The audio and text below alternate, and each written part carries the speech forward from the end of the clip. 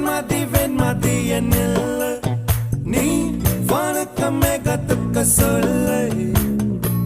வானந்தான் உன்னுடைய இஷ்டம் என்றால் மேகத்துக்கில்லை ஒரு நஷ்டம் உன்னை